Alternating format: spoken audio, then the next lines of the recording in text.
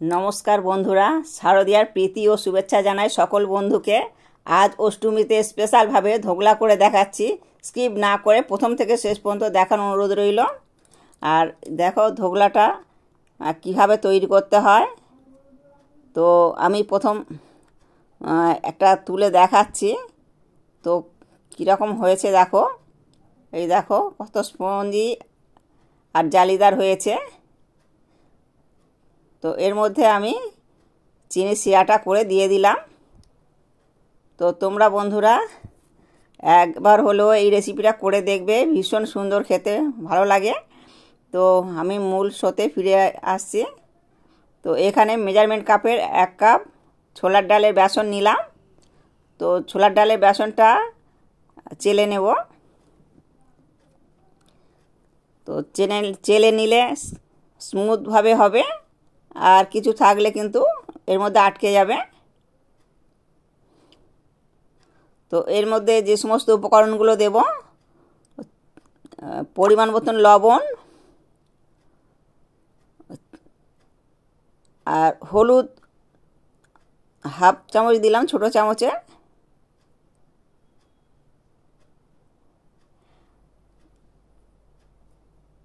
চিনির পেস্ট,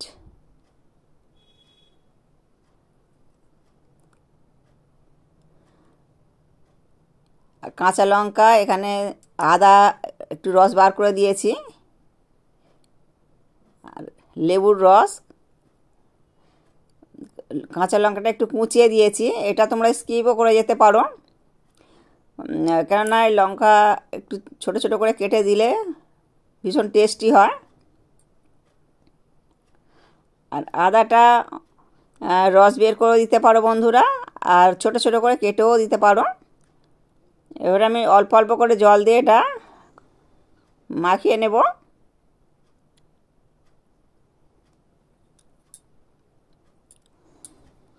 তো ধীরে ধীরে এটা মাখাতে হবে,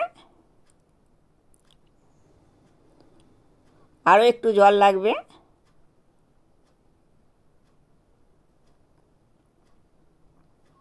তো আমি আরও একটু জল দিয়ে দিলাম।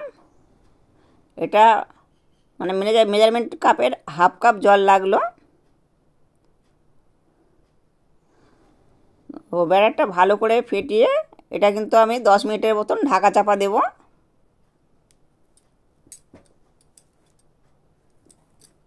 হ্যান্ড উইচ দিয়ে একটু ভালো করে ফেটিয়ে নেব।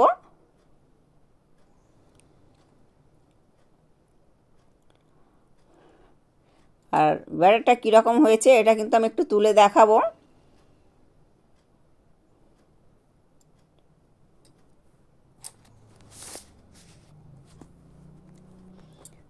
আমার এই সহজ রেসিপিগুলো দেখে যদি ভালো লাগে তাহলে প্লিজ আমার চ্যানেলে সাবস্ক্রাইব করবে, আর বেশি বেশি করে শেয়ার করবে বন্ধুরা। আর এই দেখো আমি চামচে করে তুলে একটু দেখাচ্ছি। ব্যাটারটা ঠিক এইরকমই হবে, খুব ঢিলেও হবে না আর খুব টাইটও হবে না।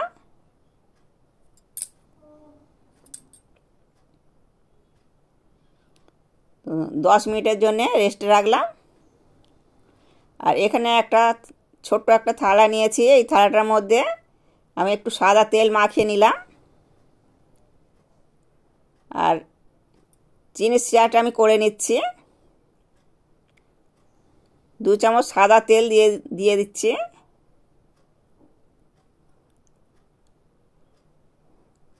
তো 2টো কাঁচা লঙ্কা চিড়ে রেখেছি, তো সেই কাঁচা লঙ্কা 2টো দেব, আর সর্ষে দেব। আর এখানে কারি পাতাও একটু দেবো, কারি পাতাটা ধুয়ে রেখে দিয়েছি। তো ছোট চামচের 1 চামচ কালো সর্ষে দিলাম, আর 2টো কাঁচা লঙ্কা চিড়ে দিয়ে দিলাম।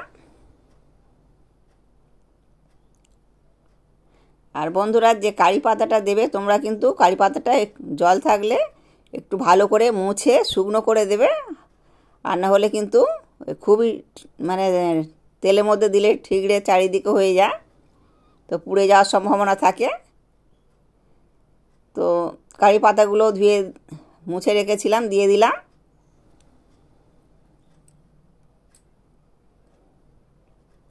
এটা একটু লালচে লালচে হয়ে যাবে, তখন জানতে হবে যে ভাজাটা হয়ে গেছে।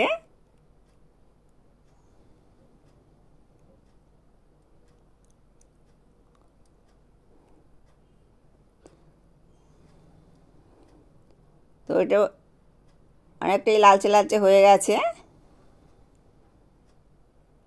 এবারে একটু জল দিয়ে দিলাম, আর জল দেওয়ার পরে একটু মানে আগুনটা যেটা হলো, এটা কিন্তু না হলেও তোমাদের চলবে বন্ধুরা।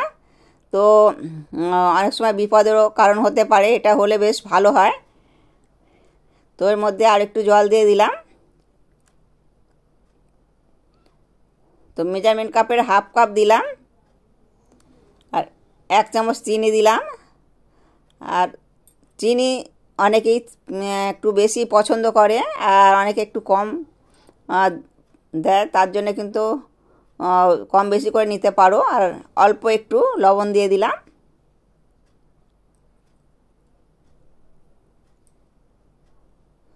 তো এটা দেখো ফুটে ফুটে বেশ শিরাটা ভালোই হয়েছে, আমি অফ করে দিলাম। তো এবারে আমি 10 মিনিট হয়ে গেছে, চলে এলাম এখানে। এবারে ইনোটা দিয়ে দেবো, এটা 1 চামচই হবে। তো ইনোটা পুরোটাই দিয়ে দিলাম, দিয়ে এটা ভালো করে মানে ব্যাটারটাকে ভালো করে ফেটিয়ে নেব। আর দেখো বন্ধুরা, ফেটাতে কিন্তু অনেকটাই হয়ে গেছে, মানে এটা প্রায় ভর্তি হয়ে এসছে। তো ইনোটা কিন্তু আগে থেকে দেওয়া যাবে না, এটা যখন তৈরি হবে ঠিক সেই সময় করেই দিতে হবে। মানে ইনোটা দিয়ে সঙ্গে সঙ্গে মানে ফেটিয়ে নিয়ে তারপরে কিন্তু থালার মধ্যে ঢেলে দিতে হবে। তো থালাটাতে আমার তেল মাখানোই ছিল, এবার এর মধ্যে ঢেলে দিলাম। থালাটা একটু ঝাঁকিয়ে নেব, যদি এর মধ্যে হাওয়া থেকে থাকে তাহলে কিন্তু ফুটো ফুটো হয়ে যাবে। তার জন্যে আমি একটু ঝাঁকিয়ে নিলাম, হাওয়াটা বেরিয়ে যাবে। আর এখানে আমি জল বসিয়ে দিয়েছি, আর একটা স্ট্যান্ড বসিয়ে দিয়েছিলাম, এর উপরে বসিয়ে দিলাম। 10 মিনিটের জন্য ঢাকা চাপা দিলাম, 10 মিনিট পরে ফিরে আসব। তো 10 মিনিট হয়ে গেছে বন্ধুরা, এবারে দেখব ঠিকঠাক হয়েছে কি। এটা একটু ট্রাই করে দেখব বন্ধুরা। এই দেখো, আমি একটা কাঠির সাহায্যে ট্রাই করে দেখছি, দেখো হাতে কিন্তু লাগছে না। আরও একবার দিয়ে দেখলাম, দুবারই কিন্তু হাতে লাগলো না, তাহলে এটা পারফেক্ট হয়েছে। তো এবারে একটু ঠান্ডা হতে দেব। একটু ঠান্ডা হয়ে গেছে, ছুরির সাহায্যে আমি একটু থালাটা ঘুরিয়ে ঘুরিয়ে হালকা করে একটু খুলে নিলাম। তো এবারে এটা উল্টে দেব। খুব সহজভাবেই দেখো এটা কিন্তু ছেড়ে গেছে। আর এই দেখো হাত দিয়ে চাপছি, তো খুব স্পঞ্জি হয়েছে, আর হাতে লাগছেও না। এবার আমি সমান মাপের কেটে নেব।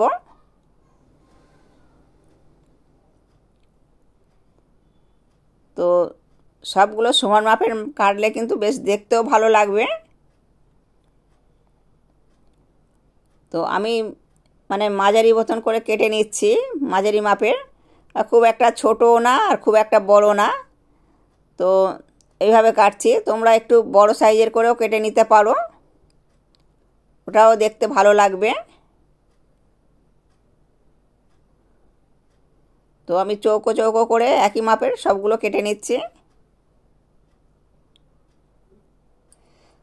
তোমরা বন্ধুরা একবার হলেও ধোকলাটা ট্রাই করে দেখবে, ভীষণ ভীষণ সুন্দর খেতে লাগে। আর এই ধোকলাটা বেশি প্রচলন আছে গুজরাটে। তো ওখানে তো মানে এগুলো প্রচুর পরিমাণে পাওয়া যায়। আর এই দেখো কত স্পঞ্জি হয়েছে, আর কত জালিদার হয়েছে। এবার চিনির শিরাটা কিন্তু এর মধ্যে দিয়ে দেব। তো এর মধ্যে দিয়ে 1 মিনিটের মতন রেখে দিলেই হয়ে যাবে।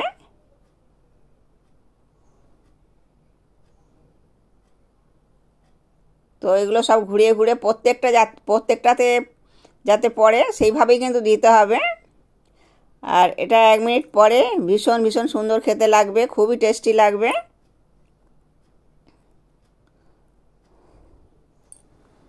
তো